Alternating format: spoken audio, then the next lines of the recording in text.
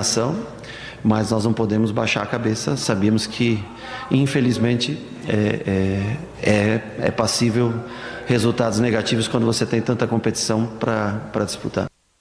Mas o futebol brasileiro ontem teve uma boa notícia na Copa América Feminina. O Brasil venceu o Paraguai por 4-1 e está garantido na fase eliminatória, na fase mata-mata da competição. Vamos então falar das partidas do Campeonato Brasileiro que acontecem na noite desta quarta-feira. As transmissões da Rádio Bandeirantes são jogos muito importantes, hein? Atenção, anote aí, torcedor, onde é que o seu time vai estar e as nossas transmissões também. Às 7h tem Ceará e Mirassol jogando em Fortaleza. No mesmo horário, Fluminense e Palmeiras jogam no Maracanã. O Gustavo Soler vai ficar de olho em todos os lances desta partida, porque às 7h30 é a vez de Corinthians e Cruzeiro, a transmissão da Rádio Bandeirantes do Ulisses Costa. Mais tarde, às 9h30, são 3 jogos: Vitória e Sport, Bragantino e Flamengo, e a segunda transmissão da noite, o jogo do Santos contra o Internacional na Vila Belmiro. O Pedro Martelli vai transmitir por aqui. O Santos do Neymar, que vai tentar aí uma recuperação, né? Vai tentar, depois da derrota para o Mirassol, 3 pontos em casa. O Santos que está na zona do rebaixamento e precisa vencer de qualquer maneira. E o Corinthians também com essa missão difícil, né, Thaís? Vai enfrentar simplesmente o líder do Campeonato Brasileiro, o time do Gabigol, que aparentemente está recuperando aí a boa fase, a boa forma.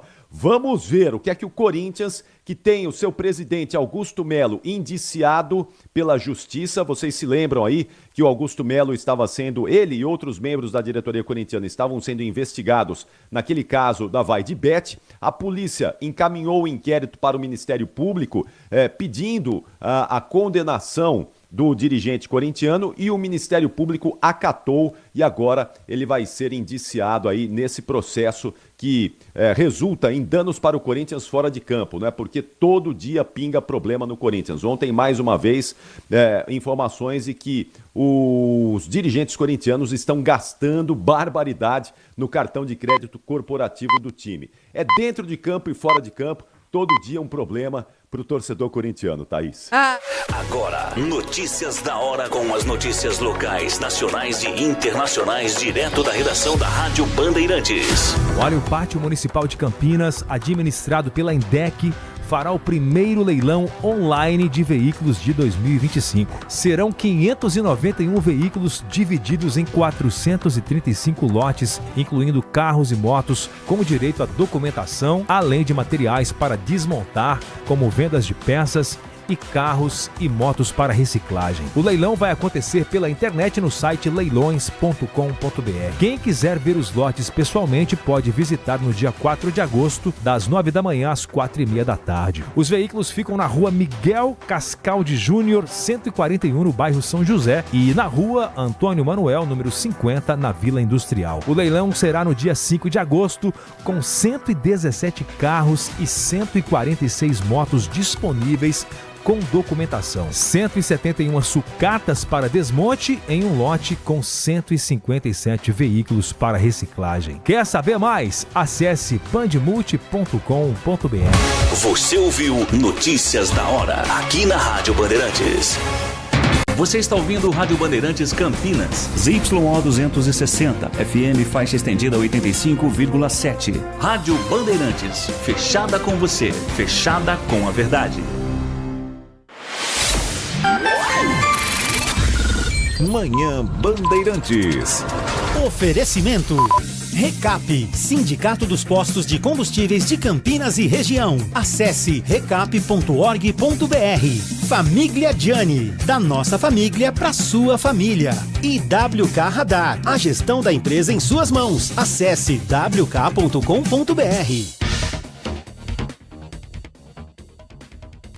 10h da manhã, 2 minutos. Muito bom dia, uma excelente quarta-feira para você que segue com a programação da Rádio Bandeirantes Campinas.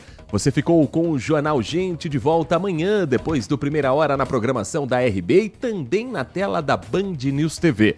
A partir de agora e até às 11h30 da manhã, você é meu convidado, você é minha convidada a saber o que de mais importante acontece em Campinas, região metropolitana, nosso interior de São Paulo, em destaque na programação da Rádio Bandeirantes. Muito obrigado a você que nos acompanha pelo FM 85.7 e pelas plataformas digitais do Grupo Bandeirantes de Comunicação. A programação da RB está ao vivo 24 horas por dia no aplicativo Band Play, com todo o nosso conteúdo gratuitamente na palma da sua mão. Uma excelente quarta-feira a quem está conosco pelo portal bandmulti.com.br. A agilidade, o dinamismo do jornalismo online com a aba Ao Vivo. Clicou, acompanhou a nossa programação de onde você estiver. Para quem gosta do rádio moderno, com imagens dos nossos bastidores, transmissão já iniciada em youtube.com/Rádio Bandeirantes Campinas. Comunidade que não para de crescer, comunidade que você também pode fazer parte. É só ter uma conta do Google, você entra no YouTube, aí quando você estiver com a nossa programação, vai ver aqui os nossos estúdios no Complexo de Comunicação João Jorge Saad, tem ali o botão inscrever-se. Você, uma vez inscrito, além de fazer parte desta comunidade, você pode participar com as suas mensagens de texto no nosso chat ao vivo e ainda também receber a notificação em tempo real, ativando o sininho para cada novo programa que você quiser acompanhar na nossa programação, você ter a transmissão ao vivo também de onde você quiser acompanhar. Nossa equipe técnica Postos, com os trabalhos técnicos de Leandro Lopes, com a central técnica nas mãos de Danilo Capucci e a coordenação técnica com o Gil Kleber.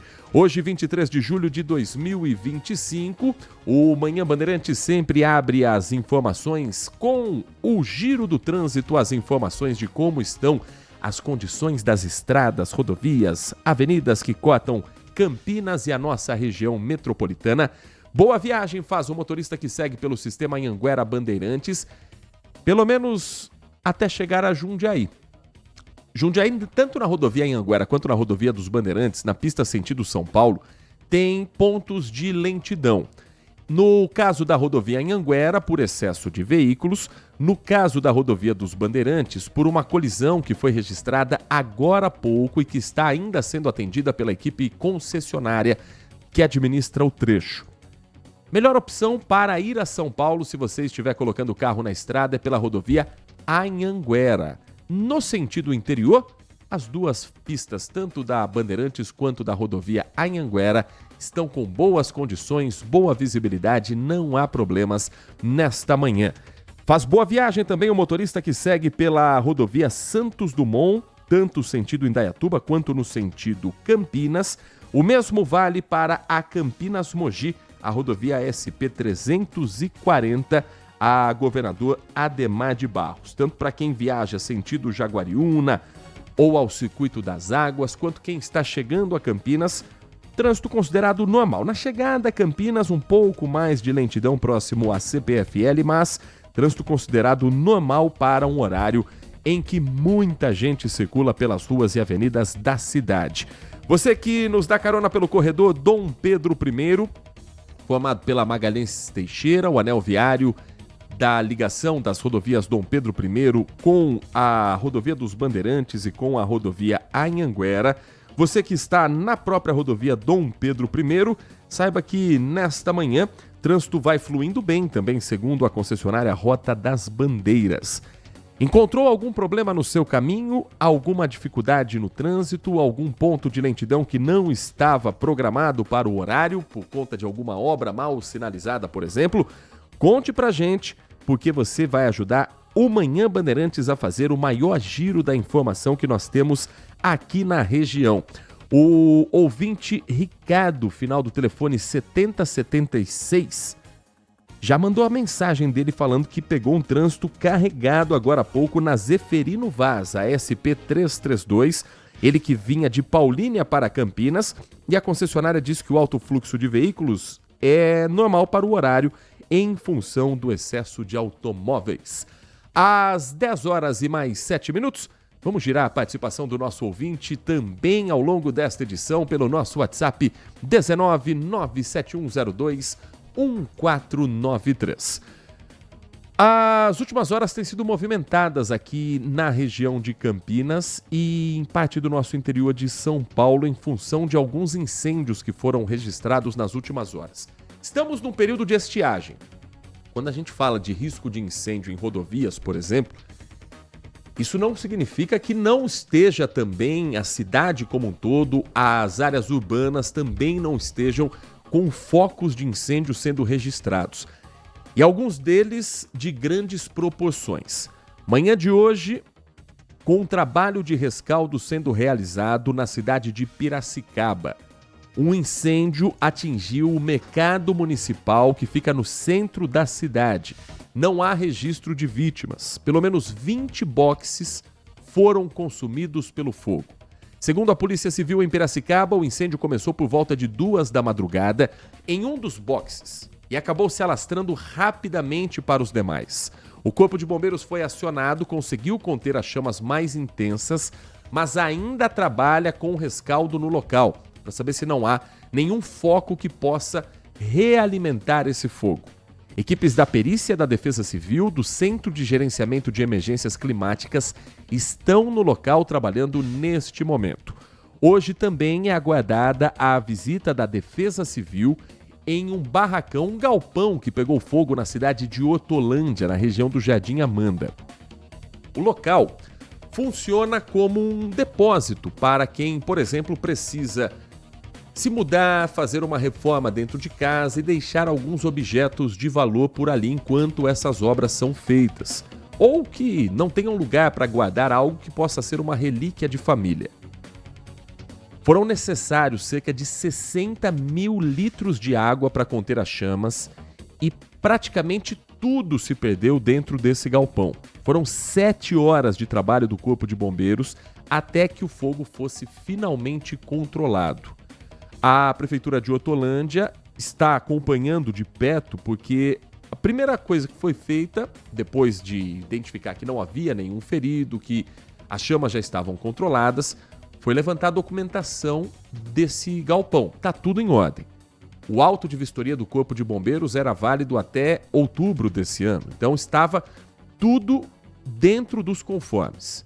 Agora, o que provocou esse incêndio ainda está em investigação. E a Defesa Civil vai, nesta quarta-feira, realizar uma análise da estrutura do prédio para saber se há risco de queda de alguma parede, se algo mais grave na estrutura se tornará um problema também daqui em diante. O local tem seguro, mas muita gente relatou para a nossa equipe de reportagem que perdeu itens que não têm valor, como, por exemplo, fotos de família, presentes que receberam dos pais que já faleceram, relíquias de quando a pessoa era criança, estava tudo guardado neste galpão. Uma academia que funciona ao lado do guarda-móveis recebeu uma vistoria da Defesa Civil para avaliar se houve ou não o comprometimento na estrutura nesse estabelecimento. A princípio, não. Um espelho chegou a se quebrar, mas a estrutura do prédio não teria sido abalada. Nós vamos continuar acompanhando o rescaldo também desse incêndio e saber as condições em que ficaram os prédios naquela região. Para fechar, esse não tem relação com época do ano, esse não tem relação com questões climáticas. Isso, ao que tudo indica que aconteceu em Campinas, estaria diretamente relacionado a algum tipo de imprudência dentro de casa. Uma família ficou ferida com o pai e 3 crianças depois da explosão de um galão de álcool. Isso aconteceu no Jardim dos Oliveiras ontem à tarde. As crianças têm entre 3 anos de idade a mais nova, 10 anos a mais velha. E as vítimas são o pai, que já recebeu alta do hospital, e 3 filhos. A criança mais nova de 3 anos foi encaminhada em estado gravíssimo ao Hospital de Clínicas da Unicamp pelo helicóptero Águia da Polícia Militar. O menino, segundo a bisavó paterna, sofreu queimaduras no corpo em cerca de 86%. O irmão do meio, que tem 8 anos, está entubado no hospital da PUC Campinas. O pai e a irmã mais velha, de 10 anos, foram levados ao hospital Mário Gatti. A menina depois foi transferida para a unidade pediátrica Mário Gatinho, onde segue recebendo atendimento. Das 4 vítimas, somente o pai foi quem já recebeu alta. A mãe relatou, num trabalho de investigação inicial da polícia, que a criança de 3 anos estava naquele momento junto com o pai. O pai disse à mãe que estava preparando um tacho e a filha mais velha esbarrou num galão de álcool que caiu no menino mais novo. Isso provocou a explosão e o ferimento mais grave nessa criança. Após o acidente, o pai e as outras 2 crianças tentaram socorrer o menino e também acabaram feridos. O garoto de 8 anos teve queimaduras na garganta. Mesmo machucado, o homem levou os filhos de carro até o centro de saúde na Vila IP, onde foram feitos os primeiros socorros. De lá, o helicóptero foi quem resgatou a criança mais nova. A mãe ainda disse que não foi culpa do pai da criança, ela não coloca a culpa nele por conta desse incidente. Considera que foi uma fatalidade, que tragédias acontecem, que não o culpa por essa situação. O homem continua acompanhando os filhos e a nossa torcida é para que eles, o quanto antes, se recuperem. Tendo novidades sobre o estado de saúde, quero trazer para você a boa notícia de que todas essas crianças já estão bem. A situação mais delicada é do menininho de 3 anos, né? 86% do corpo queimado é algo realmente muito, muito preocupante. O garoto de 8 anos que está entubado é mais pela ingestão da fumaça naquele momento. E a menina de 10 anos por ter tido contato físico com o pai ferido e com o irmãozinho também, enquanto eles tentavam socorrer esse menino. Tomara que a gente traga boas notícias dessa história ainda na edição de hoje do Manhã Bandeirantes.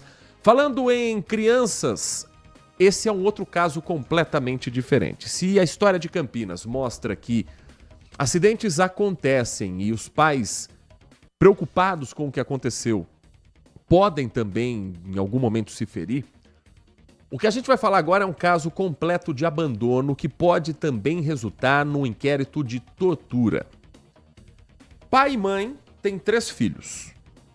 Todos pequenos, o mais velho com 4 anos, o mais velho com 4 anos, o mais novo com 10 meses. Eles são dependentes químicos, perderam a guarda dos filhos para o avô materno. Só que em determinado momento, o avô pensou, não, vou entregar de volta para a minha filha, sem avisar a justiça. Resumindo a história.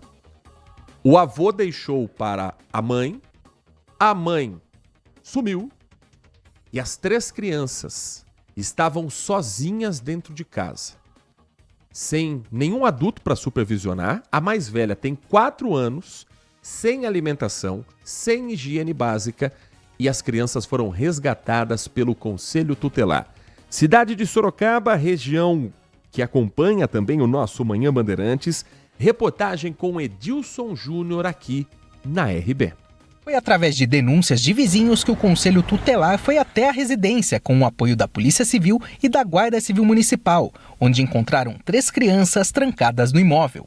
De acordo com esta representante do Conselho Tutelar, as vítimas tinham 10 meses, 3 e 4 anos de idade e apresentavam sinais de maus tratos e desnutrição. A casa estava completamente suja, bagunçada, as crianças com muita urina, muito cocô junto, bem sujas, com muita fome, desidratadas, em uma situação completamente precária. O que mais nos chamou a atenção foi a bebê. Ela comeu em torno de 2 pratos de comida, como se fosse um adulto, além de uma mamadeira. No banho, ela tentou tomar água quente do banho mesmo por muita sede, gritava desesperadamente. Nós só conseguimos acalmá-la quando saciou a fome dela. Era algo surreal, nós nunca vimos algo parecido. De acordo com as investigações, esta não foi a primeira vez que os filhos foram abandonados pela mãe, que seria usuária de drogas. Por conta disso, as crianças estavam sob a tutela do avô, que sem avisar a justiça, devolveu aos pais. As crianças passaram por atendimento médico e ficarão sob os cuidados do Conselho Tutelar de Sorocaba até o fim do processo. O caso foi registrado no 8º Distrito Policial de Sorocaba. Pais e avô serão indiciados por abandono de incapaz e maus tratos. De acordo com o delegado responsável pela investigação do caso, existe a possibilidade deles também serem enquadrados pelo crime de tortura. Criminalmente, essas pessoas poderão sim, ao final, se assim for apurado, responder até pelo crime de tortura. 10 da manhã, 17 minutos. O governador Tarcísio de Freitas esteve na região nas últimas horas na entrega de moradias populares na cidade de Rio Claro. E falou, claro, sobre os assuntos de interesse do Estado, os assuntos de interesse nacional e internacional. Para a gente começar, a Lucimeire Ramalho vai trazer para a gente o que está sendo entregue e a forma como o governo do Estado tem trabalhado também com a questão habitacional nesses últimos meses. Ela conversou com o governador Tarcísio e com o Denis Andia, que é secretário nacional de Mobilidade Urbana, um representante do governo federal que tem acompanhado as entregas do governador Tarcísio pelo interior paulista. E a Lucimeire traz mais detalhes para você na reportagem. São negociações que estão sendo conduzidas pelo governo federal, que a responsabilidade... Daqui a pouco a gente traz esse trecho do Tarcísio de Freitas, mas antes a Lucimeire Ramalho vai contar pra gente como foi a visita do governador, porque depois a gente tem um assunto específico que está também no dia a dia do brasileiro, que está no dia a dia das rodas de discussão no mundo político, econômico e até nas conversas de elevador. Mas primeiro, a reportagem da Lucimeire Ramalho. A Isabela acordou cedo nesta terça-feira para receber a chave da casa própria. Depois de 3 anos de espera, o grande dia chegou. Que é um investimento, né? Então é algo que vai ser meu mesmo, né? Para o resto da vida. Então não me arrependo de nenhuma escolha, não me arrependo de pagar também. Estou muito feliz. No total foram entregues 208 unidades, sendo 163 pelo programa Casa Paulista do governo do estado. Os apartamentos têm 43 metros quadrados, divididos em 2 torres, de 13 andares. Em alguns casos, as unidades poderão ser quitadas em até 30 anos. O evento contou com a participação do governador Tarcísio de Freitas. Muitos desses projetos abrigam famílias que estavam morando em áreas de risco. Então, famílias que estavam em encostas, famílias que estavam, por exemplo, no aluguel social pago pelo Estado, porque foram desmobilizadas de várzeas de rio ou de áreas de risco. Então, em muitos empreendimentos, a gente tem um percentual de famílias que saíram das áreas de risco para os imóveis do Estado. O investimento nas unidades do programa foi de R$ 1.600.000 na modalidade carta de crédito imobiliário. Famílias que recebem até 3 salários mínimos têm direito a um subsídio que varia de R$ 10.000 até R$ 16.000 para que a pessoa dê entrada e depois financie o restante. Quando a gente fala Minha Casa Minha Vida, a gente tem o Minha Casa Minha Vida, que é o financiamento através do FGTS, e tem também as unidades para as famílias que mais precisam, aquelas com renda até R$ 2.800.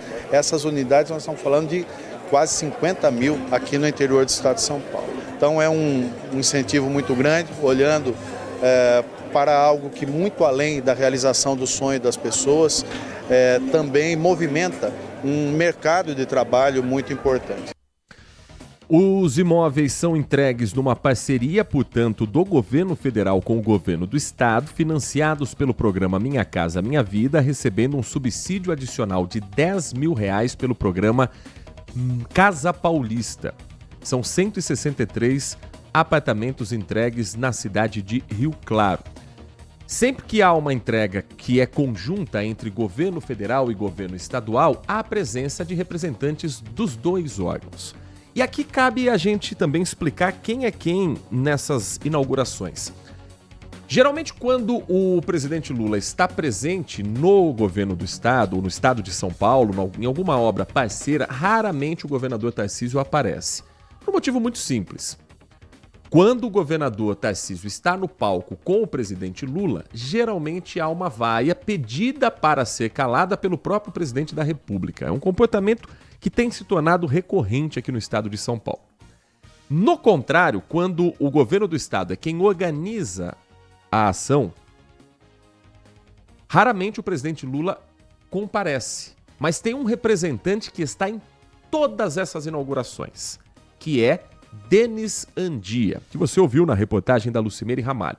O Denis Andia é da região, é de Santa Bárbara do Oeste, foi prefeito da cidade por 2 mandatos e hoje é o secretário nacional de Mobilidade Urbana.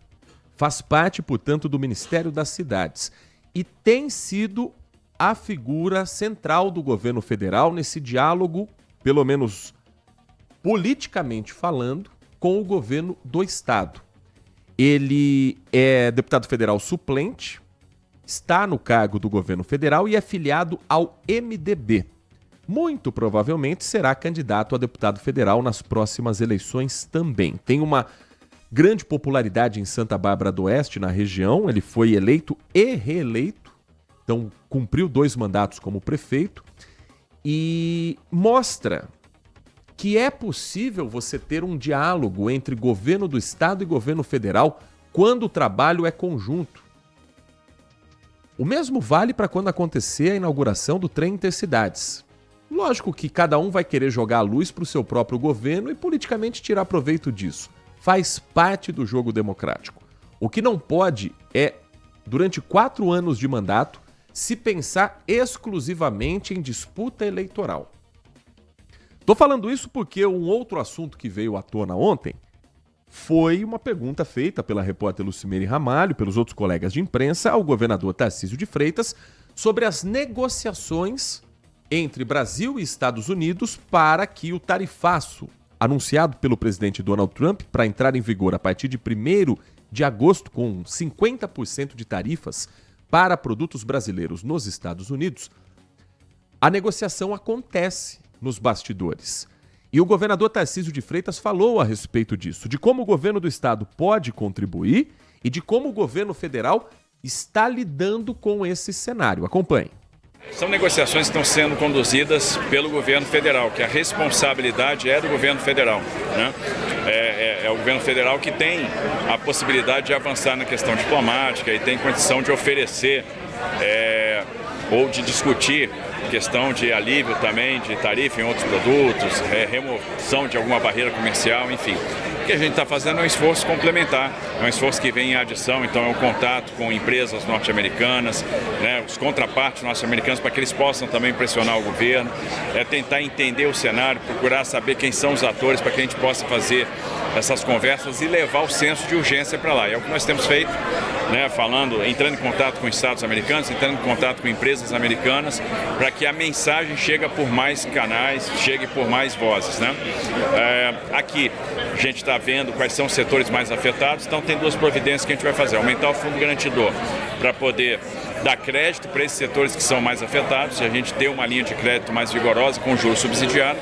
E a segunda questão, uma liberação de crédito CMS, né, que pega aí os setores exportadores, né, aqueles que acumulam mais créditos. A gente vai fazer uma grande entrega de crédito CMS, né, uma grande devolução de crédito, para ver se a gente consegue abastecer essas empresas com recurso financeiro, né, para que eles possam passar por esse período mais crítico, esse período de negociação, sempre na esperança que isso aí vai chegar numa boa solução, num bom termo aí para frente. Anúncio, portanto, do governador Tarcísio de Freitas aqui na região sobre a liberação de créditos do Imposto sobre Circulação de Mercadorias e Serviços para exportadores e a expansão da linha de crédito com juros subsidiados para empresas afetadas pelo aumento de tarifas imposto pelos Estados Unidos. A expectativa é que a negociação aconteça e o governador destacou essa medida do ICMS como um reforço para as empresas mais impactadas. A declaração do governador Tarcísio me passa a sensação de que existem 2 Tarcísios de Freitas. O Tarcísio governador e o Tarcísio pré-candidato a presidente da República. O governador precisa conversar com o governo federal, e o que a gente tem visto nesses quase 4 anos de mandato de Tarcísio e Lula é um fair play entre eles. É claro que eles são opositores, que eles pensam diferentes, mas quando você tem obras como o Minha Casa Minha Vida em conjunto com o Casa Paulista, quando você tem uma decisão de um governo norte-americano que impacta muito a economia de São Paulo e do Brasil como um todo, o O sentimento que me dá é que eles sentam, Tarcísio e Lula, tranquilamente numa mesa de reuniões, conversam, chegam a acordos e saem dali com uma solução prática. Agora, o Tarcísio, pré-candidato a presidente, precisa fazer o discurso do seu grande padrinho político, que é o ex-presidente Jair Bolsonaro. Tarcísio não seria governador de São Paulo se Bolsonaro não o tivesse pego pela mão. Tarcísio foi ministro dos mais fortes do governo Bolsonaro e não será um candidato competitivo se também não tiver a bênção do seu padrinho político. Ele pode até se lançar um candidato independente, mas certamente será visto como alguém que traiu um movimento bolsonarista, como já aconteceu com Pablo Marçal, como já aconteceu com Carla Zambelli. E é muito, muito difícil imaginar algum candidato da direita sendo competitivo e eventualmente eleito se não tiver o apoio do ex-presidente Jair Bolsonaro. Então, me passa a sensação de que Tarcísio tenta conviver com essa saia justa, de governar um estado complexo que ele foi, desde o início da campanha, acusado de não conhecer e que ele precisa mostrar na prática que não é bem assim. Ele tem uma imagem construída de um político técnico, mas técnicos apenas não ganham eleições no Brasil. A ministra Dilma Rousseff também era vista nos bastidores como alguém técnica. Para ganhar a eleição em 2010, precisou mudar o discurso, mudar a aparência, mudar a forma como se comunicava, abraçar pautas que não necessariamente eram delas, mas eram do PT, e ela não é nascida no PT, ela veio do PDT de Leonel Brizola, abraçar pautas do grande padrinho político dela, que é o presidente Lula, e é mais ou menos o mesmo que Tarcísio tem que fazer daqui para frente. Então, o comportamento de Tarcísio de Freitas daqui em diante, eu vou enxergar como um termômetro de como será o posicionamento dele para as eleições de 2026. Se a gente perceber um governador cada vez mais falando de São Paulo, de assuntos técnicos, deixando Brasília um pouco de lado, ele vai ser candidato à reeleição como governador de São Paulo. Se a gente perceber Tarcísio entrando de cabeça nas pautas bolsonaristas, é porque ele será candidato à presidência da República. Tá começando a acelerar o período. Falta um ano e... julho, agosto, setembro, outubro. Faltam 1 ano e 3 meses para as eleições. Mas é agora que as peças começam a ser colocadas no tabuleiro. E agora a gente vai ver. O discurso que eu ouvi ontem do Tarcísio é de um governador que me parece candidato à reeleição. Porque a bola quicou para ele fazer o mesmo discurso que outros políticos estão fazendo nesse momento. Que, no meu entendimento, não acrescentam nada para a solução prática, que é o que fazer com a promessa de uma tarifa de 50%. Outros países estão negociando, o Brasil também está negociando. Só que a gente não sabe quais são os termos que estão sendo colocados na mesa. O que os Estados Unidos querem de contrapartida econômica. Porque publicamente a única coisa que o presidente Donald Trump disse é que se não parar a investigação com Jair Bolsonaro, as tarifas vão acontecer. Isso não depende do governo federal, isso depende do judiciário. E o governo federal ameaçar interferir no judiciário seria um completo absurdo e um desrespeito às instituições. Então, o que está tendo de discussão econômica está ficando em portas fechadas, dentro de 4 paredes. Até aqui. Em algum momento isso virá à tona. Então, o discurso do governador foi mais técnico do que político ontem, com as decisões anunciadas e com o que ele entende ser o necessário para esse momento. 10h31, falei demais já. Nath Luquezzi já está conosco aqui nos nossos estúdios e ela traz, sempre na sua primeira participação, uma orientação para a gente sair de casa hoje, ou para quem já saiu de casa saber se deve se arrepender ou não de não ter trazido o agasalho para o Grupo Bandeirantes de Comunicação. Porque eu acabo de ler uma manchete na Band News, que fica ligada aqui no nosso estúdio, apontando que tem frente fria chegando para o Sudeste.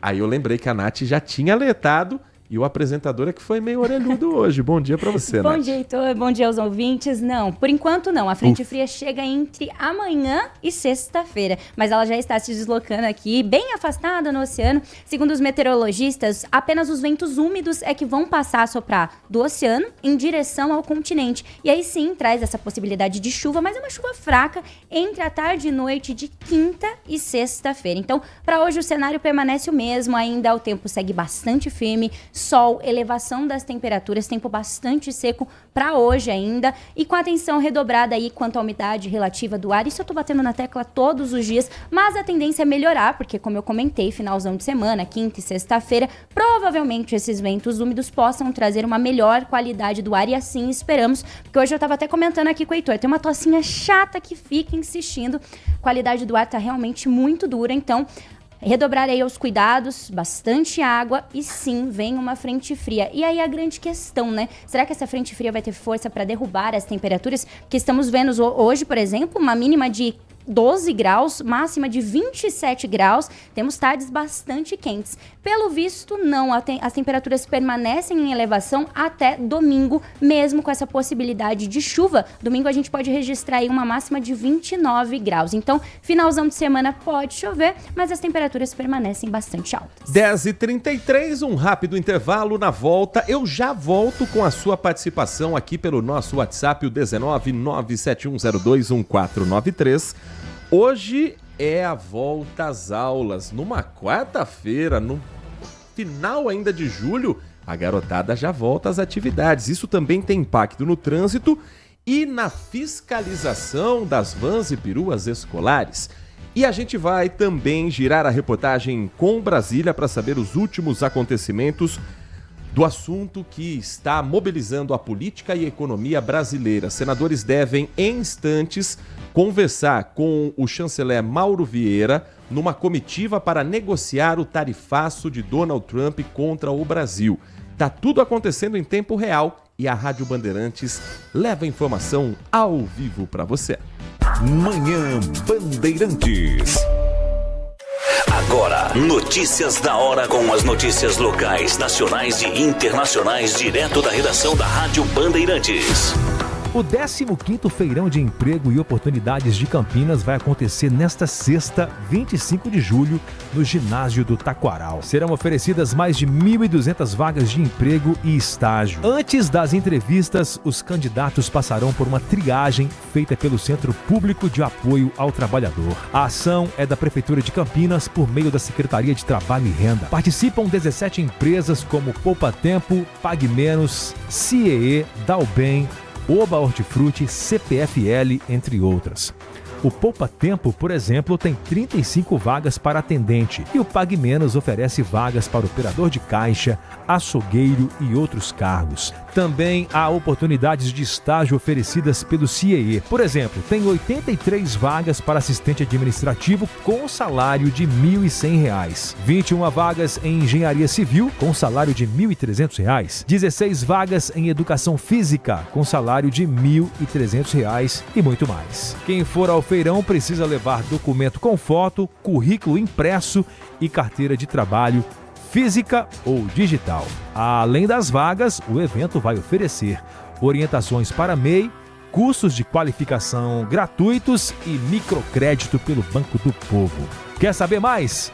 É só acessar bandmulti.com.br. Você ouviu Notícias da Hora, aqui na Rádio Bandeirantes. Consumidor, muitas vezes, a qualidade do combustível que você coloca no tanque do seu veículo pode ser tão diferente quanto o preço que você paga por ele.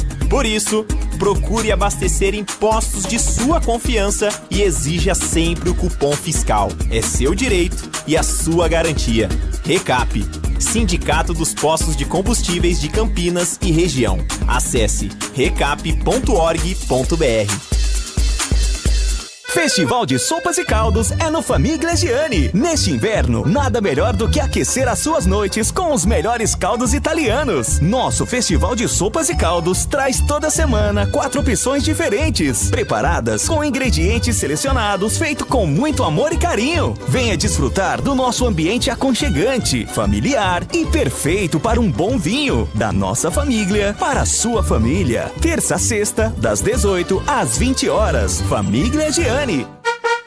Campeonato Brasileiro 2025 na Rádio Bandeirantes, com a equipe líder de audiência, eleita para o hall de notáveis da ACESP. Neste sábado, o Guarani vai enfrentar o Náutico às 17 horas no estádio Brinco de Ouro. E no domingo, a Ponte Preta vai encarar o Caxias às 16h30 em Caxias do Sul. Jogos da 14ª rodada do Brasileirão Série C. O melhor do futebol no FM 85,7 e no youtube.com/Rádio Bandeirantes Campinas. Futebol é com a Bandeirantes. Futebol é com a Bandeirantes. Laia, laia, laia, Bandeirantes. Futebol. Manhã Bandeirantes. 10 horas da manhã, 37 minutos, de volta com o nosso Manhã Bandeirantes, um dia muito aguardado pela garotada e pelos papais. O segundo semestre do ano letivo para os estudantes das escolas municipais e estaduais começa hoje. São 69 mil alunos na rede municipal de Campinas, pouco mais de 50 mil estudantes da pré-escola, do ensino fundamental e do EJA, que retornam às salas de aula nesta quarta-feira. As creches municipais e conveniadas, que atendem cerca de 18.500 crianças de 0 a 3 anos, não pararam durante esse período de julho. Os alunos da rede retomam as atividades com uniformes novos entregues para todas as unidades, segundo a Prefeitura de Campinas. Atualmente, a rede municipal conta com 178 escolas de educação infantil, 45 de ensino fundamental e 44 unidades colaboradoras, que são conveniadas à Secretaria Municipal de Educação. Então, hoje o trânsito na região de locais próximos a colégios já começa a ficar mais movimentado. Sempre tem um pai, uma mãe com aquele comportamento de parar em fila dupla, que gera um trânsito a mais. Nem todo local tem fiscalização, mas as vans e peruas escolares, essas estão na mira das autoridades, Nath Luquez. Exatamente. Inclusive, o Detran São Paulo retomou as fiscalizações de transporte escolar em todo o estado. Depois de um semestre aí de orientações, as operações voltam a ocorrer regularmente. A meta para esse ano de 2025 é realizar 1.000 ações e inspecionar aí cerca de 6.000 veículos. A partir da segunda quinzena de junho deste ano, as operações de fiscalização de veículos escolares do Detran já foram realizadas em pelo menos 27 das principais cidades paulistas. Durante essas operações, no mês, foram fiscalizadas 199 veículos, resultando em 129 autuações aplicadas. As irregularidades mais recorrentes nesse caso são transporte escolar sem possuir ou portar autorização e conduzir veículo em mau estado de conservação, comprometendo assim também a segurança dos alunos.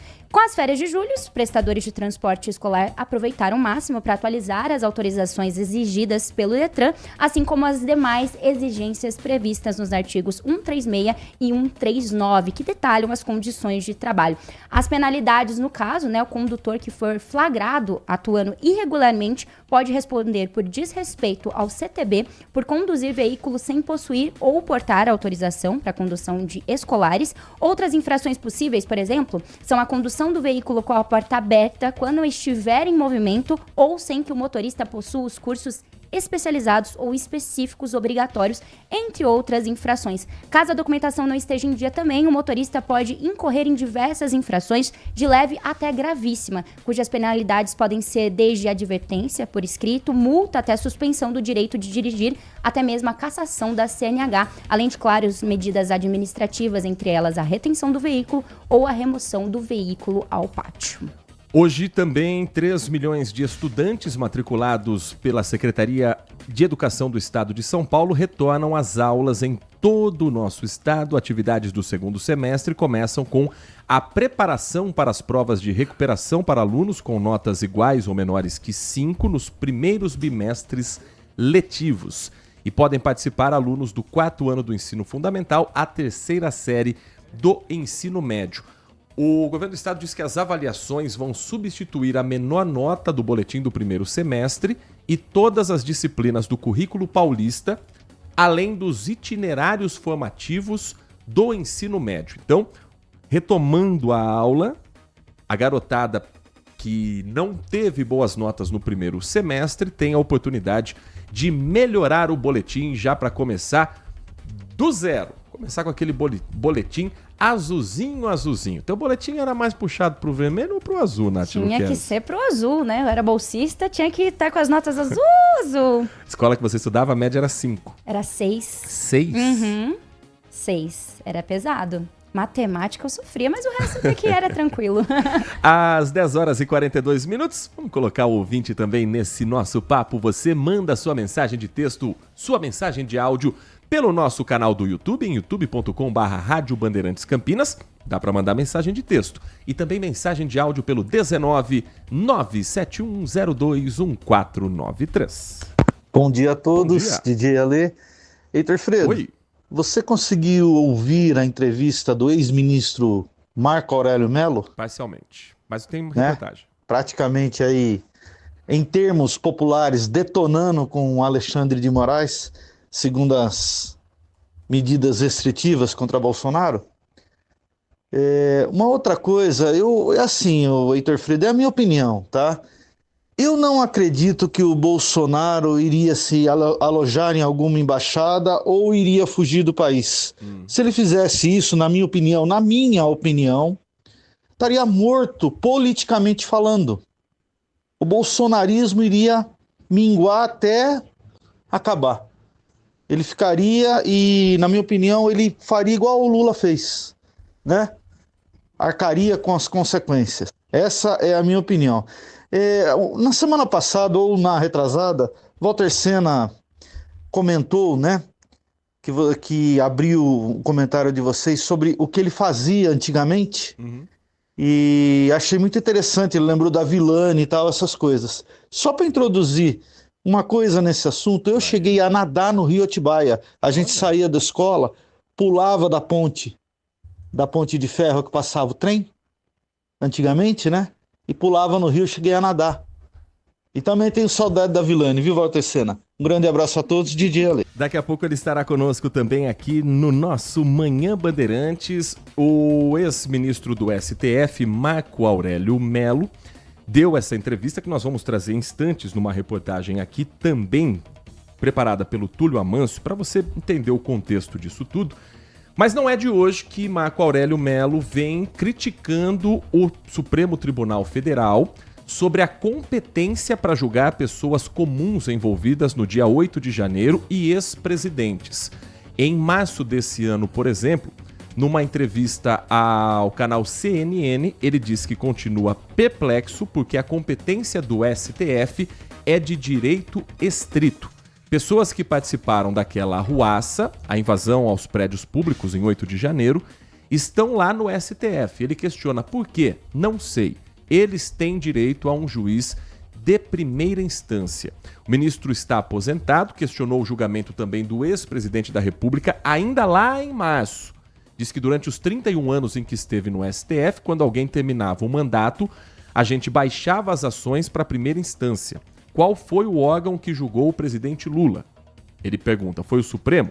Porque agora o STF vai julgar o Messias. Ele escreveu assim, ele disse assim durante essa entrevista. O ex-ministro Marco Aurélio Mello também fez outras críticas aos colegas da primeira turma do STF, muito antes dessa história mais quente em relação ao tarifaço também de Donald Trump. Hoje, Marco Aurélio Mello retomou a advocacia depois de se aposentar em 2021 do Supremo Tribunal Federal. Ele restabeleceu sua OAB, que fica no Rio de Janeiro, e voltou a trabalhar como advogado, função que ele tinha antes de ser ministro da Suprema Corte.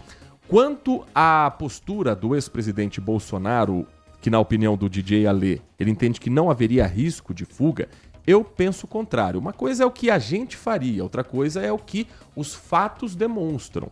O ex-presidente Bolsonaro já disse em entrevista ao UOL que poderia fazer isso, indo a uma embaixada dos Estados Unidos. Ele tem sido aconselhado por políticos próximos, por influências da direita brasileira, a descumprir a medida de Alexandre de Moraes e ir a uma embaixada dos Estados Unidos. O comportamento que o então ex-presidente, hoje novamente presidente Lula, teve diz respeito ao que ele entendia ser o melhor naquele momento. Não quer dizer que vai ser repetido por Bolsonaro agora. Eu, particularmente, vejo personalidades completamente diferentes, posturas completamente diferentes, e muita gente da própria direita bolsonarista olhando para esse cenário e pensando, se ele fugir do país, acabou para ele. Mas isso não significa que Bolsonaro pense assim. Quais seriam as consequências disso? Na prática, ele teria que ter um asilo político e uma nação que entenda que ele é um perseguido político no Brasil. Uhum. A Hungria já vem demonstrando um apoio a Bolsonaro, Donald Trump escancaradamente está demonstrando apoio a Bolsonaro. Ele ficaria protegido deste país, independente do julgamento que acontecer por aqui. Uhum. Agora, com que cara ele voltaria depois para o Brasil, passado todo um processo? Se ele conseguir convencer o brasileiro que está dividido hoje de que ele é vítima de uma grande perseguição política, ele pode voltar nos braços do povo, que talvez seja a intenção dele. Agora, caso ele não consiga demonstrar isso politicamente, ele pode realmente ser enterrado na história. Sim. Mas só a cabeça de Jair Bolsonaro vai dizer o que ele de fato vai tomar de decisão. Enquanto isso, a justiça tenta ver os movimentos dele, de quem está no entorno, para saber quais são as atitudes a serem tomadas com um réu que está com tornozeleira eletrônica e que, se ele pessoalmente não, eu entendo que quem está no entorno parece querer desafiar cada movimento da justiça. Sabe aquele jogador de futebol que testa o juiz até o limite para ver se ele realmente vai puxar o cartão vermelho? Ontem nós tivemos um encontro de aliados políticos no Congresso Nacional com uma bandeira de Donald Trump estendida atrás deles. E a defesa de Bolsonaro foi convocada a prestar esclarecimentos sobre a postura dele no possível descumprimento das medidas cautelares. O Túlio Amâncio vai trazer para a gente uma reportagem sobre o que foi essa terça-feira do ex-presidente Bolsonaro. Conversou com o ex-ministro do STF, Marco Aurélio Mello, que faz críticas duras ao processo comandado por Alexandre de Moraes, com o cientista político Fernando Schiller, e você vai entender um pouco mais sobre as últimas horas dessa novela que parece não ter fim. Dar uma resposta ao Supremo Tribunal Federal. O ministro Alexandre de Moraes deu 24 horas para que a defesa explicasse a declaração feita na Câmara no momento em que Bolsonaro exibiu a tornozeleira eletrônica. Isso aqui é o símbolo da máxima humilhação do nosso país. Horas antes, Moraes tinha proibido a transmissão e publicação de áudios e vídeos de entrevistas de Jair Bolsonaro nas redes sociais, dele e de terceiros. A defesa de Bolsonaro recorreu pedindo que o ministro esclareça pontos confusos da ordem.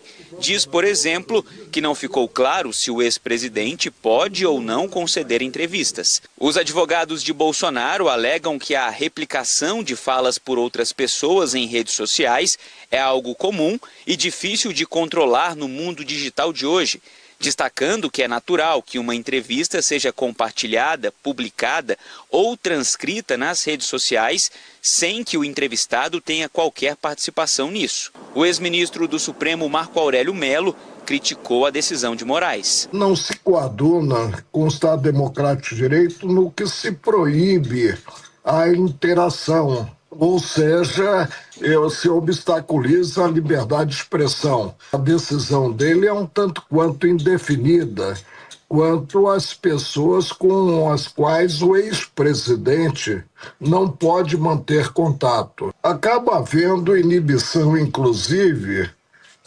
quanto à atuação dos veículos de comunicação. A tônica da Constituição Federal é a liberdade de expressão. Isso tem que ser preservado. Liberdade de expressão não diz respeito a quem detém o poder, diz respeito a um direito dos cidadãos. O direito dos cidadãos terem acesso àquela informação, terem acesso ao contraditório. Além disso, é um problema lógico. Se o ex-presidente pode dar uma entrevista, como ela não seria reproduzida, transmitida, retransmitida em redes sociais? Deputados de oposição tentaram aprovar uma moção de apoio ao ex-presidente em 2 comissões da Câmara. Mas o presidente da casa, Hugo Mota, proibiu comissões até 1º de agosto. Na última sexta, ele já havia mantido o recesso, alegando reformas nas dependências da Câmara. O ex-presidente participaria da reunião com os parlamentares, mas foi aconselhado pelos advogados a não ir. Então ele saiu no meio da manhã, aqui da casa dele, nesse condomínio aqui em Brasília, foi para a sede do PL, ficou lá boa parte do dia e retornou para cá por volta das 6h10 da noite, perto do horário que começa a valer a medida restritiva de não sair da residência, que é às 7 da noite. O único a divergir na primeira turma do Supremo sobre as medidas restritivas contra Bolsonaro, como a tornozeleira eletrônica, foi Luiz Fux. O ministro afirmou que a Polícia Federal e a Procuradoria-Geral da República não apresentaram provas de qualquer tentativa de fuga empreendida ou planejada pelo ex-presidente, e que não se vislumbra nesse momento a necessidade das medidas cautelares impostas. O julgamento foi finalizado com 4 votos a favor da Ordem de Moraes. 10h53, 10h53, e hoje é um dia em que termina o prazo, depois dos advogados do ex-presidente Bolsonaro explicarem a respeito do comportamento dele após a instalação da tornozeleira eletrônica. Decisão de sexta-feira que proibia o ex-presidente de usar redes sociais, não explicitava claramente a restrição de falar com a imprensa. E a pergunta que fica no ar é, afinal de contas, Bolsonaro pode ser preso nas próximas horas ou não? Vamos tirar essa dúvida com a repórter Tayane Mello, que está em Brasília acompanhando tudo de perto na capital federal. Ela que é do Grupo Bandeirantes de Comunicação, da Band TV, da Rádio Bandeirantes, e que pode nos ajudar a entender isso. Podemos ter uma notícia mais urgente ainda nesta quarta-feira? Uma possível prisão de Bolsonaro, Tayane? Bom dia para você.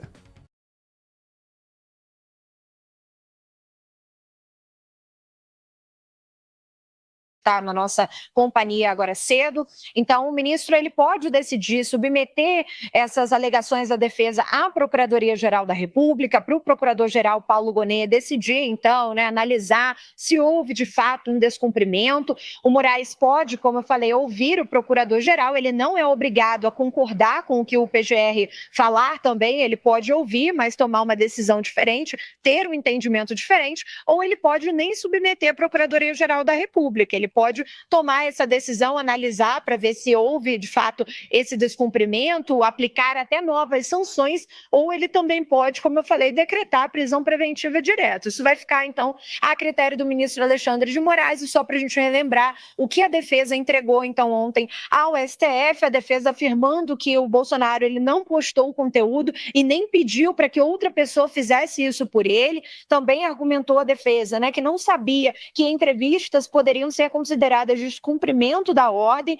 já que a decisão anterior não especificava esse ponto. Os advogados pediram também para que o ministro Alexandre de Moraes esclareça os limites exatos da proibição sobre redes sociais. É parecido esse entendimento da defesa com o que tem de avaliação de bastidores de outros ministros do STF. Outros ministros acreditam que a decisão do ministro Moraes ela não pode ali deixar alguma brecha para facilitar o trabalho da defesa, que ele tem que esclarecer, ele não pode correr um risco de ser mal compreendido, de ser mal interpretado.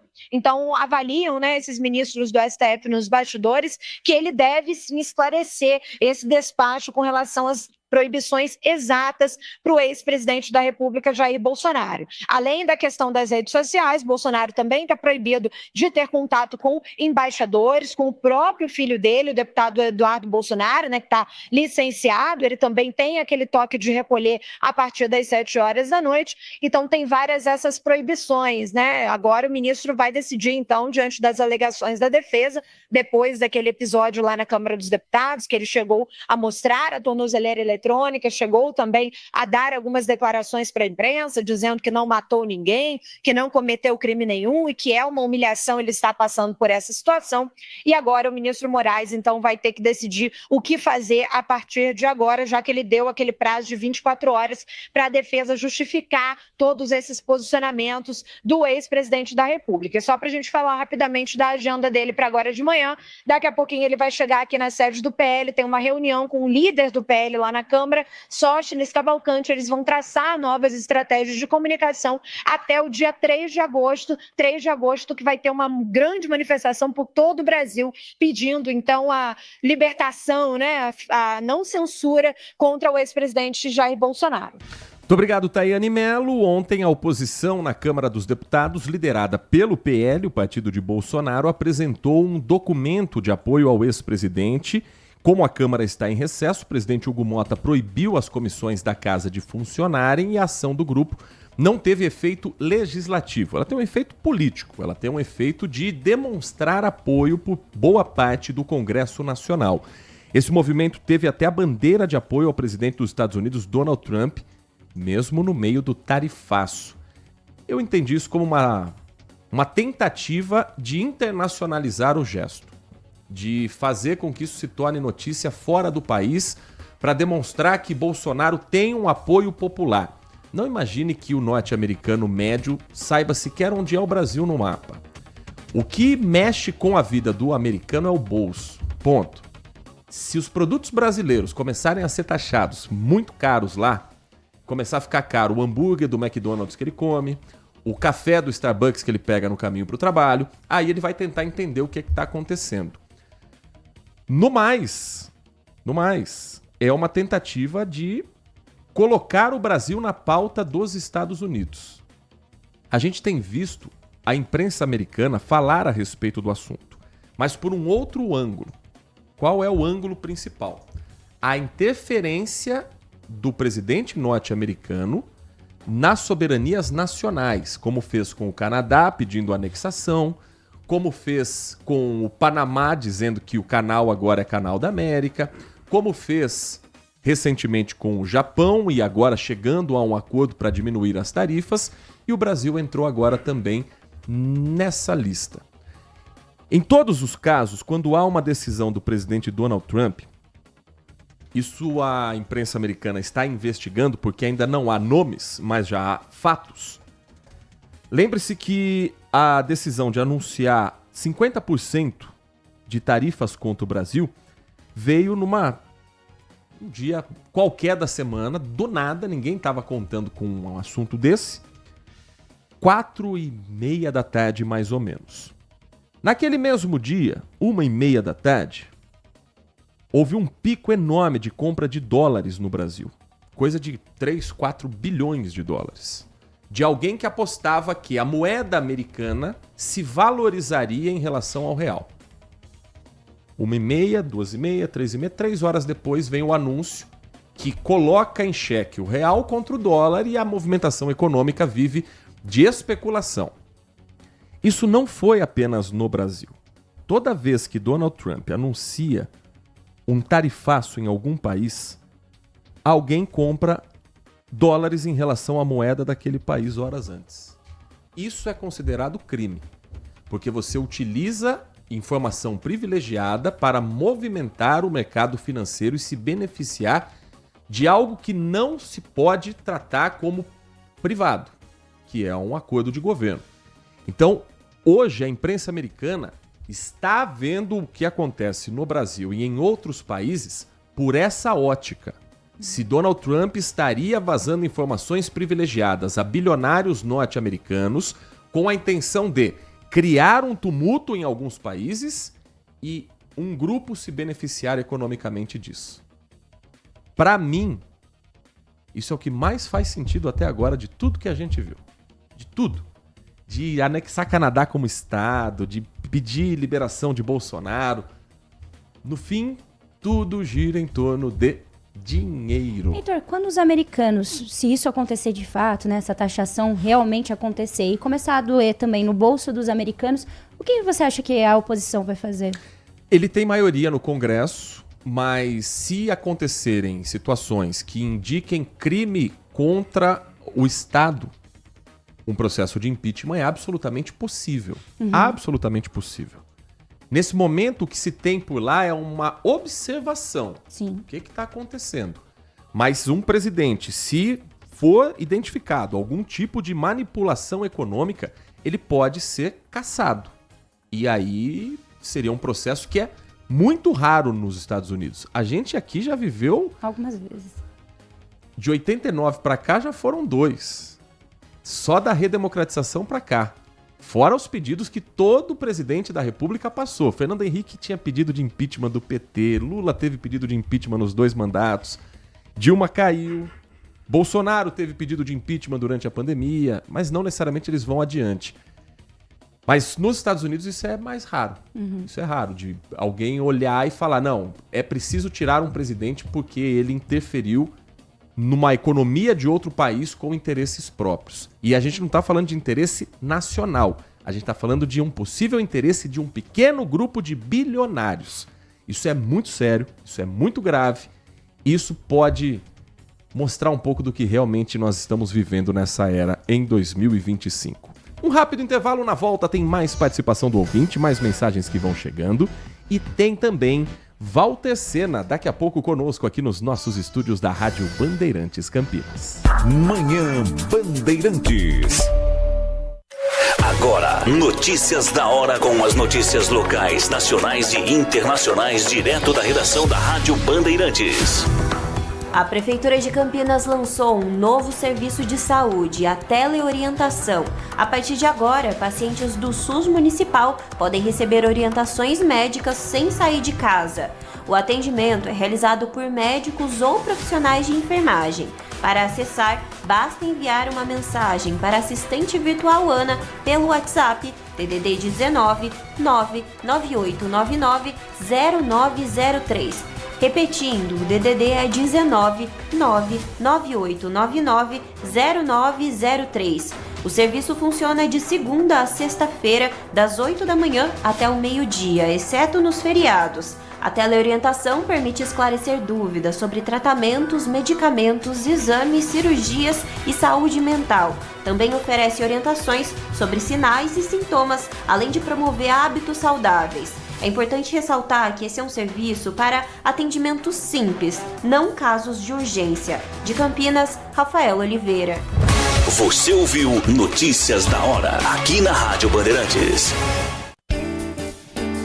Apreciar um bom vinho não é em qualquer lugar que você encontra. No Famiglia Gianni, todas as quintas-feiras, das 19 às 23 horas, você ouve o melhor do jazz. Sem cobrar cover artístico, você pode harmonizar um bom vinho, bons pratos com uma boa música. Tudo isso é entregue em um ambiente acolhedor e muito charmoso. Famiglia Gianni, da nossa família para a sua família. Consumidor, muitas vezes, a qualidade do combustível que você coloca no tanque do seu veículo pode ser tão diferente quanto o preço que você paga por ele. Por isso, procure abastecer em postos de sua confiança e exija sempre o cupom fiscal. É seu direito e a sua garantia. Recap, Sindicato dos Postos de Combustíveis de Campinas e Região. Acesse recap.org.br. Manhã Bandeirantes.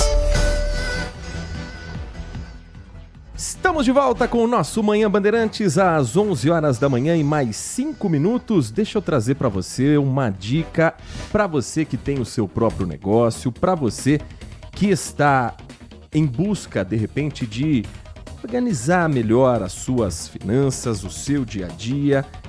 A gente sabe que muita gente ainda depende de uma verdadeira era do papel.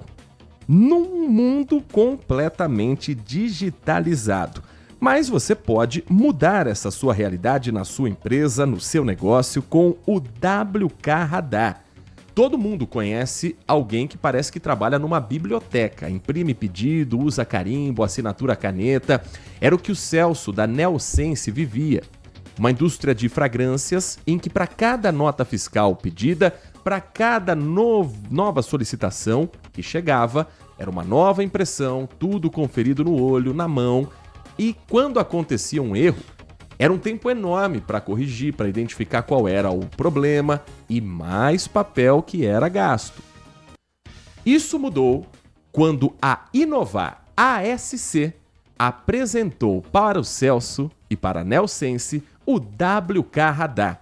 Hoje, o Celso abre o WK Radar em todos os processos, em todos os documentos digitais. Não tem mais pedido físico, não tem que imprimir tanto, gastar folha de papel, e a agilidade que eles ganharam é impressionante. Você também quer sair da era do papel, modernizar tudo, colocar em ordem a casa? Então procure o WK Radar. wk.com.br wk.com.br. Com o WK Radar, você tem a automação e a integração dos processos da sua empresa. Coloque tudo em ordem com o WK Radar. Aqui em Campinas, você pode procurar a Inovar ASC para ter o WK Radar na sua empresa. É só ligar para 3291-9650. 3291-9650. WK Radar é a gestão da sua empresa em suas mãos. Bandeirantes.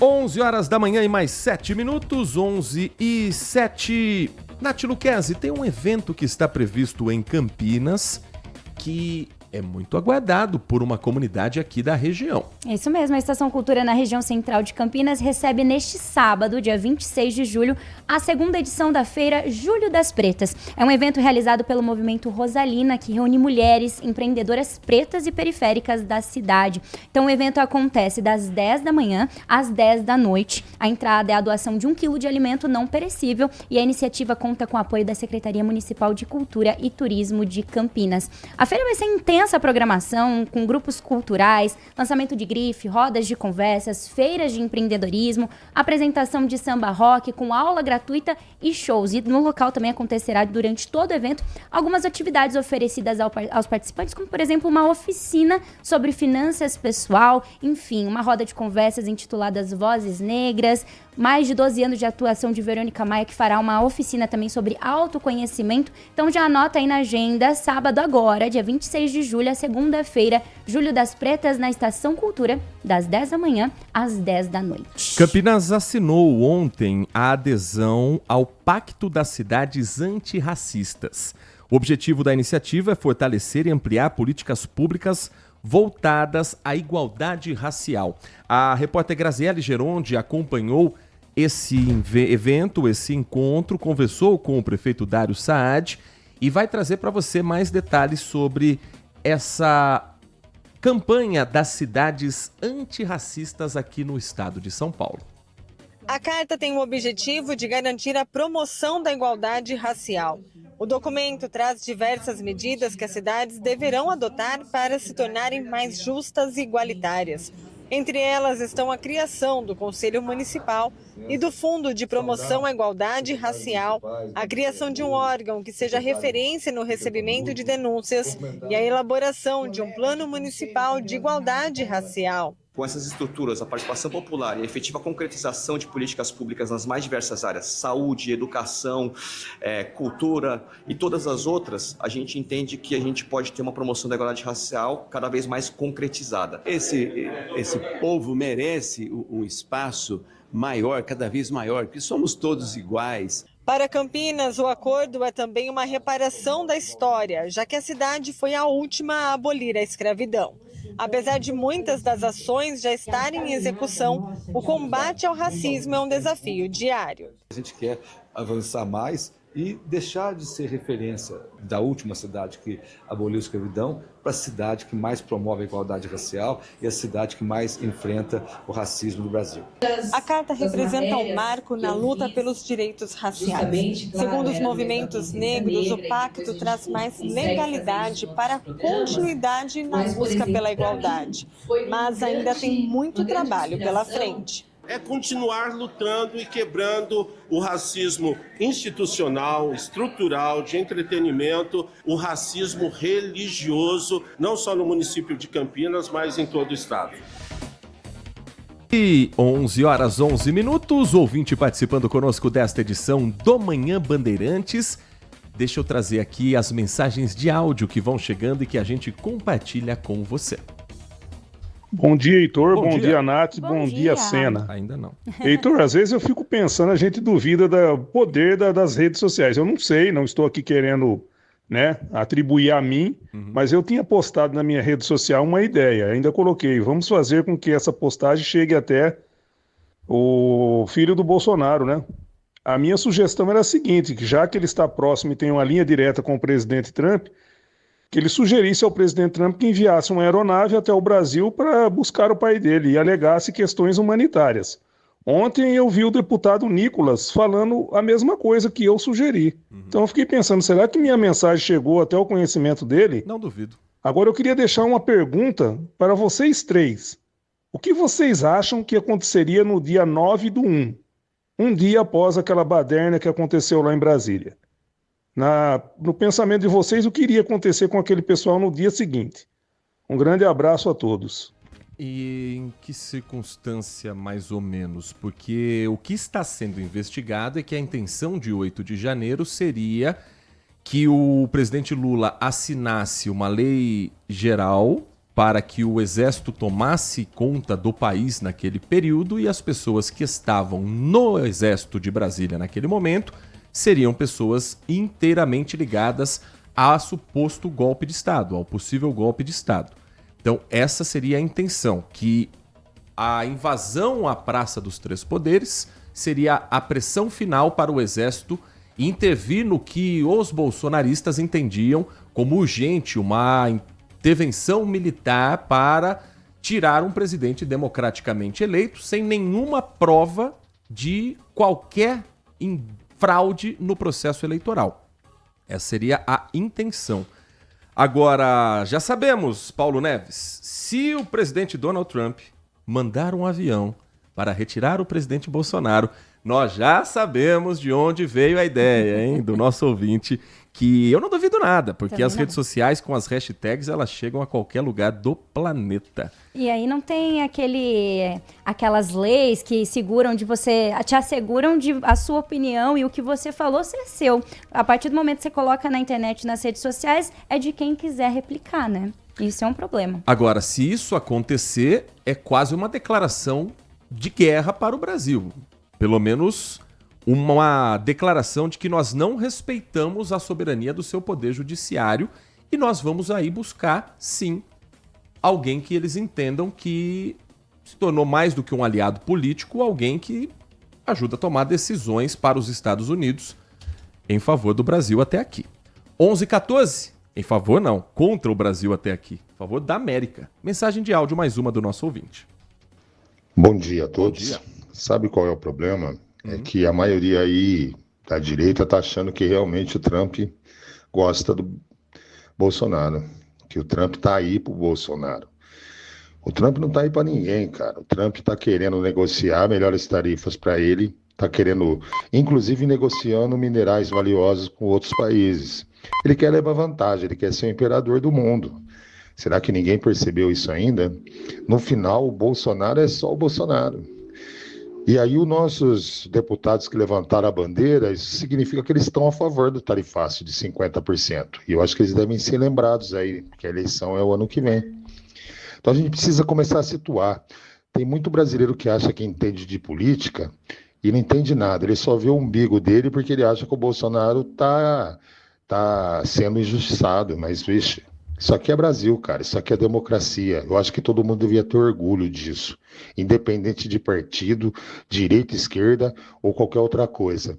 Como eles lá são nacionalistas, são pessoas que adoram e amam o seu país, eu convoco aí toda a população do Brasil a fazer o mesmo, a amar o seu país e ser patriota dentro do seu país. Não com palhaçada, mas ser patriota. Não fazer o que fizeram ontem, erguer uma bandeira dos Estados Unidos, do Trump. Mensagem do Adilson Souza, nosso ouvinte aqui nessa edição do Manhã Bandeirantes. Eu achei completamente lamentável a postura dos deputados. No meio de toda essa disputa, eles se colocaram ao lado do presidente Donald Trump por uma questão ideológica. Justamente aqueles que dizem que a ideologia está atrapalhando o Brasil. É hora de você apoiar um presidente que está te tarifando e te tratando como colônia? É hora de você bater no peito com orgulho, colocar um boné que Donald Trump é a salvação do mundo? Salvação do quê? Nem nos Estados Unidos ele é unanimidade, pelo contrário, a rejeição está aumentando, porque eles entendem que o país que surgiu com a democracia moderna não pode ter alguém com uma postura que está beirando o ditatorial e a gente daqui vai aplaudir isso? Ah, me poupe, né? Mais uma mensagem aqui do nosso ouvinte. Pelo amor de Deus, ainda tem gente acreditando que o Bolsonaro ia fugir. O Bolsonaro não ia fugir. Essas medidas restritivas é pelo que o filho dele está fazendo nos Estados Unidos. E ele financiando o filho dele, tirando a soberania do nosso país, intrometendo outro país em nossa justiça. Vamos parar com essa coisa de Marco Aurélio Melo, Fux, não sei o quê. Alexandre de Moraes está certo, tem razão. O resto é cascata. Tanto de negrão. O Edmilson escreve, bom dia, bacana, o Trump não pode mandar um avião buscar o Bolsonaro, mas o Lula pode buscar condenados de outros países. Isso não é crime contra o judiciário de lá, sem contar que pediu a soltura de uma condenada na Argentina, se referindo a ex-presidente Cristina Kirchner. Mais mensagem, porque hoje eu quero ouvir você aqui no Manhã Bandeirantes. Bom dia, Band. Bom dia. Fico vendo a esquerda comentar as coisas aí sobre golpe com batom, golpe com velhinhas. A esquerda cansou de quebrar ministérios, cansou de fazer quebra-quebra em Brasília e não foi golpe. Eu acho que o Bolsonaro jogou muito limpo com gente muito suja, infelizmente. Eles condenaram um ladrão e colocaram na presidência. Bom dia. Mensagem do Oliveira, nosso ouvinte aqui participando dessa edição do Manhã Bandeirantes. O André escreve que Lula foi proibido de dar entrevistas e agora Bolsonaro não está proibido de falar com a imprensa. Se der entrevistas e falar borracha, como vai falar na interpretação do André, vai para a cadeia. Agora sim tem que ser proibido de usar as redes sociais, pois sabemos as articulações que tem feito com o filho. Uma última mensagem antes de nós seguirmos para a reta final do Manhã Bandeirantes. Bom dia, Heitor e Nath, ou melhor, bom dia, Nath e Heitor. Hoje eu gosto de fazer esse revezamento, né? Eu acho que até houve, assim, algum excesso, alguma arbitrariedade aí do Alexandre de Moraes, aí, quando ele estabeleceu, assim, essa restrição, né, de não poder, assim, ter divulgações nas redes sociais, né? Mas o Bolsonaro não tem como realmente controlar o que terceiros vão fazer, né? Então, com as imagens dele. Isso parece que não foi restrito, se não me engano, né? Vocês podem me corrigir. Mas como tudo se dá na base da comparação, né? Isso é inevitável entre ele e o Lula, a gente tem que lembrar que também houve aí também arbitrariedades ali com Lula, como foi a condução coercitiva, né? Aquelas produções de provas, assim, um pouco assim, não muito substanciais, né? Não muito conclusivas a respeito aí do que se alegou ali contra ele. E depois de preso também houve muitas arbitrariedades do Sérgio Moro, a ponto de chegar a humilhar ele num momento de dor, quando teve a morte ali do irmão e também do neto, né? Então, se a gente vai chorar, a gente tem que chorar pelo defunto certo, né? E o Lula, ele cumpriu, apesar dele ter ali feito as contestações dele, mas ele cumpriu o que a justiça determinou. Foi preso, cumpriu a pena. Ele não precisou recorrer, né? Ficar gritando aí para outros presidentes interferir na justiça brasileira, de maneira aí, né, arbitrária, ingerente, questionando a nossa soberania e a soberania das nossas instituições. Um abraço a você e ao Erivelton. Muito obrigado, Erivelton, pela sua mensagem, pela participação aqui no nosso Manhã Bandeirantes, às 11 horas e 20 minutos. Vamos fazer um resumo aqui das últimas notícias também da região de Campinas para a gente trazer os detalhes de ocorrências que vem marcando as últimas horas. O Noticiário Nacional volta daqui a pouco também na Rádio Bandeirantes com o programa Bora Brasil. Joel da Atena voltou de férias, apresentou ontem o Brasil Urgente e comanda o Bora Brasil ao lado da Ana Paula Rodrigues. Mas em Campinas foi descoberto um esquema de produção ilegal de cimento. Além disso, um crime ambiental também estava por trás na hora de limpar o maquinário, principalmente os caminhões que transportavam esse produto. O repórter Guilherme Selegato conversou com o Dr. Marcel Fé, delegado titular da DIG, a Delegacia de Investigações Gerais, e ele traz mais informações sobre como lidar com uma situação assim. Uma denúncia anônima de um crime ambiental e a descoberta de algo ainda mais complexo. A fiscalização aconteceu após uma denúncia de que possivelmente havia uma usina de concreto atuando de forma irregular no Jardim Aeroporto em Campinas. Os agentes da Polícia Civil constataram que o local estava em funcionamento e produzia cimento para caminhões betoneiras realizarem entregas. Ao ser solicitada a documentação necessária para esse funcionamento, os proprietários informaram que já estavam há 1 ano praticando essa atividade comercial e que não tinham nenhuma autorização ambiental necessária para essa atividade. Além da empresa não ter licença ambiental, o que chamou a atenção dos policiais foi a forma como os caminhões eram lavados. Os proprietários captavam a água de um poço criado sem nenhuma supervisão dos órgãos ambientais e todo o resíduo era descartado de forma irregular, podendo causar danos ao meio ambiente. Como a empresa não tem a documentação necessária para funcionamento, agora a Polícia Civil irá comunicar os órgãos ambientais responsáveis pela interdição do local e aplicação de multas. Os responsáveis pela empresa foram autuados em flagrante. A polícia também arbitrou fiança no valor de R$15 mil, que foi pago pelos suspeitos, que agora respondem em liberdade. Deixa eu trazer um esclarecimento de um comentário que eu fiz aqui. As mensagens vão chegando, eu acho que são pertinentes os questionamentos e eu não estou aqui para ninguém concordar comigo, tá? Mas só para a gente poder manter esse debate com diferentes opiniões de uma maneira que acho que faz falta hoje em dia, de a gente simplesmente sentar e conversar e divergir em alguns pontos. Tanto o Edmilson quanto o Paulo falou sobre o avião dos Estados Unidos vindo para o Brasil, se levasse Jair Bolsonaro como um preso político, enfim. E o questionamento mas você falou que se os Estados Unidos enviarem um avião é quase uma declaração de guerra. Então o nosso governo declarou guerra ao Peru porque o presidente Lula mandou uma aeronave da FAB buscar uma condenada por corrupção. Há uma diferença fundamental nessa história. A presidente do Peru concedeu um salvo-conduto que permitiu que a ex-primeira-dama, Nadine Heredia, que é quem está sendo investigada e condenada por corrupção, deixasse o país e viajasse para o Brasil. Não há nenhum sinal de que o Brasil vai autorizar a saída de Bolsonaro para qualquer outro país. E aqui eu não vou entrar no mérito se está certo ou se está errado. Porque o presidente Lula muitas vezes, se perde nas palavras e se perde em algumas decisões como um líder da América Latina que é. Porque o Brasil é a principal potência do nosso continente. Agora, as situações são diferentes. Aqui existe uma tornozeleira eletrônica colocada num ex-presidente sendo investigado para que ele não se aproxime de nenhuma embaixada. Ela já estava na Embaixada do Brasil no Peru, a presidente do país concedeu o salvo-conduto e ela viajou com autorização do Estado.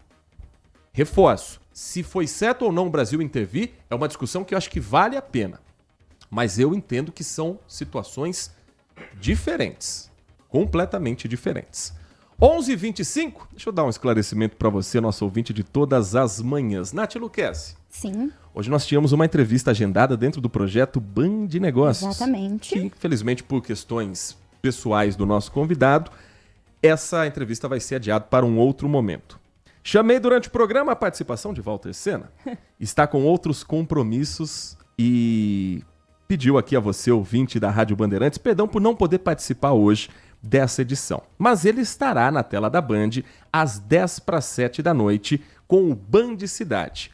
Agora, o que eu posso garantir para o nosso ouvinte é que 1h30 da tarde tem o Band Mulher, que a Nath Luquezzi apresenta ao lado da Lari Lopes e que hoje vai trazer quais atrações? Hoje nós vamos falar sobre harmonização facial. Porém, existe agora um movimento que se chama luxo silencioso. Você tem aquilo cheio de coisa na cara, mas ninguém percebe, sabe? Nem pode mais postar antes e depois. É pra ninguém perceber aquela coisa sutil. A gente vai falar sobre essa naturalização da harmonização facial e a gente vai comentar um pouquinho sobre a importância do exercício físico, tanto no tratamento oncológico, como também para idosos, pessoas 60 a mais. O programa tá recheado e tem babado do mundo dos famosos. Vou só dar um spoiler. Provavelmente Virgínia está com uma fera, um novo fera aí, e ele é um jogador de futebol. Conhecido nacionalmente? Muito conhecido. Internacionalmente? Vou soltar o nome, viu? Vini Júnior. Será? Teve até enigmas aí de Zé Felipe. Eu conto pra vocês às 1h30 da tarde todos os detalhes. A nossa programação segue agora com Nossa Área. Carlos Henrique, o timaço de Carlos Batista na RB, trazendo informações do mundo do esporte e a preparação para a rodada do Campeonato Brasileiro da Série C. Hoje tem bola rolando, hein? Hoje tem rodada do Brasileirão da Série A com a transmissão da equipe de esportes da Rádio Bandeirantes. O Manhã Bandeirantes volta amanhã, às 10 da manhã, com os trabalhos técnicos de Leandro Lopes na mesa de som, Danilo Capucci na central técnica e com a coordenação do Gil Kleber. Muito obrigado pela sua audiência, muito obrigado pela sua companhia. Continue na melhor, continue na RB.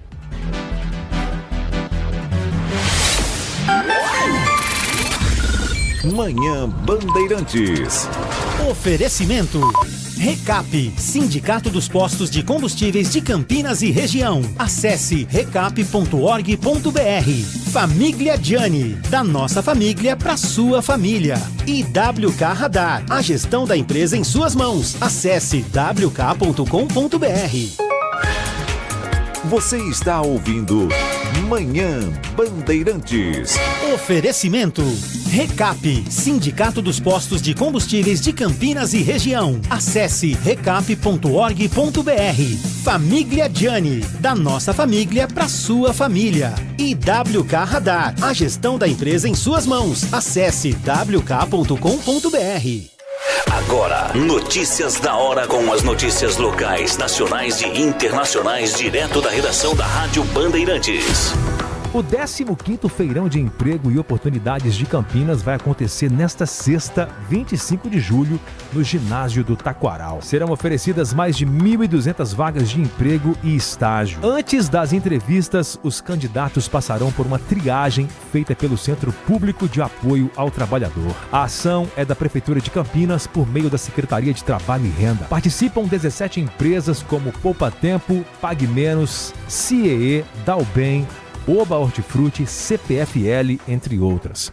O Poupa Tempo, por exemplo, tem 35 vagas para atendente e o Pague Menos oferece vagas para operador de caixa, açougueiro e outros cargos. Também há oportunidades de estágio oferecidas pelo CIEE. Por exemplo, tem 83 vagas para assistente administrativo com salário de R$ 1.100. 21 vagas em engenharia civil com salário de R$ 1.300. 16 vagas em educação física com salário de R$ 1.300 e muito mais. Quem for ao feirão precisa levar documento com foto, currículo impresso e carteira de trabalho física ou digital. Além das vagas, o evento vai oferecer orientações para MEI, cursos de qualificação gratuitos e microcrédito pelo Banco do Povo. Quer saber mais? É só acessar bandmulti.com.br. Você ouviu Notícias da Hora, aqui na Rádio Bandeirantes. LG Mota Imóveis. A imobiliária campeã em vendas apresenta LG Mota Meg Store, o shopping de imóveis de Campinas e região. Uma mega estrutura no coração do Cambuí. na Avenida Coronel Silva Teles 387, esquina com a Rua Coronel Quirino. São 60 empreendimentos no mesmo lugar, direto dos principais incorporadores do país. São imóveis comerciais e residenciais. Para moradia ou investimento, nosso telefone é 19 3722 7740 e nossas redes sociais, @LG Mota Imóveis. Assista ao programa Circuito Imobiliário todo sábado, às 8h30 da manhã, na Band Mais TV. E ouça na Rádio Bandeirantes toda sexta e sábado, às 10 da manhã. O nosso maior patrimônio é o nosso cliente.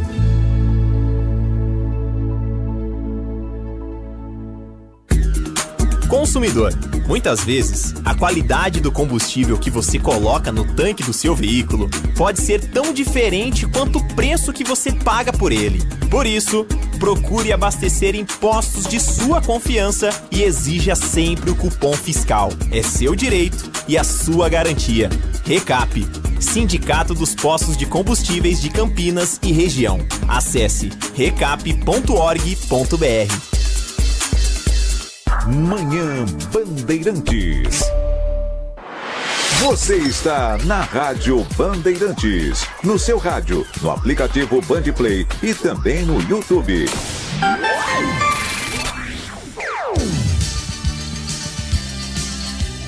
Bandeirantes.